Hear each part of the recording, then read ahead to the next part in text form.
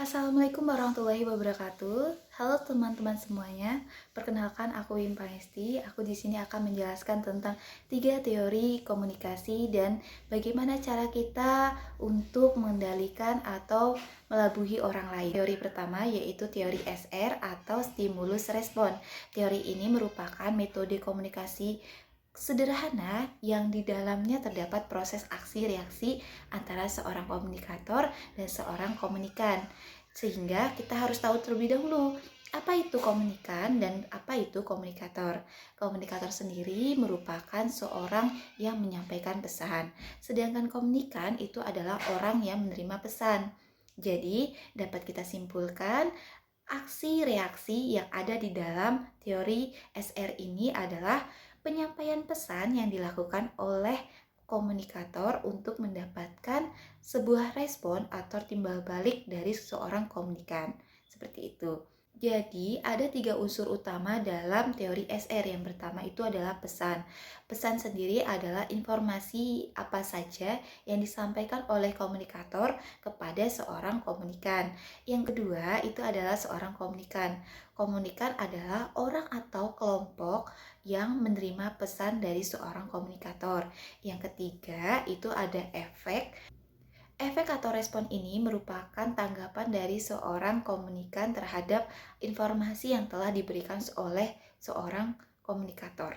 Masuk dalam pembahasan kedua yaitu teori resepsi aktif, di mana teori ini dinyatakan oleh seorang ahli komunikasi Inggris yang mana isi dari teori ini adalah seorang komunikan itu sangat aktif dalam menanggapi, memaknai atau menafsirkan sebuah pesan yang telah disampaikan oleh seorang komunikan.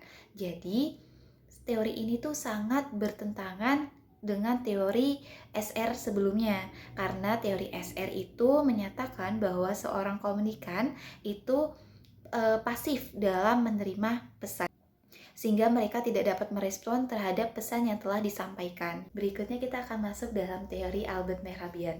Dalam teorinya, beliau membagi komunikasi menjadi 3 bagian, yaitu verbal, vokal, dan visual. Dalam pembagian tersebut terdapat tingkatan yang berbeda-beda, seperti verbal. Verbal itu kata yang akan diucapkan sebesar 7%. Yang kedua adalah vokal. Vokal itu cara pengucapan kata sebesar 38%. Meliputi apa saja? Seperti nada, jelas ucapannya, terus keras atau tidak ucapannya akan disampaikan. Yang terakhir itu adalah visual sebesar 55%. Visual sendiri itu meliputi gestur tubuh, postur tubuh, kontak mata, ataupun raut muka, seperti penampilan juga termasuk. Dalam teori Albert Mehrabian, beliau menyatakan bahwa orang-orang cenderung dalam mempercayai suatu ekspresi dibandingkan kata-kata. Terkadang apa yang mereka katakan tidak sesuai dengan apa yang mereka utarakan atau mereka sampaikan. Oke, berikutnya kita akan belajar tentang teknik influencing. Teknik influencing adalah teknik untuk mempengaruhi orang lain. Dalam hal ini dapat digunakan dalam situasi berbisnis maupun dalam situasi kehidupan sehari-hari. Teknik influencing itu ada 4. Yang pertama itu adalah teknik untuk mempengaruhi orang lain dengan cara memberikan argumen yang logis dan rasional. Hal ini dapat kita lakukan dengan cara meriset atau menganalisis informasi lebih dalam untuk mendukung argumen yang akan kita sampaikan.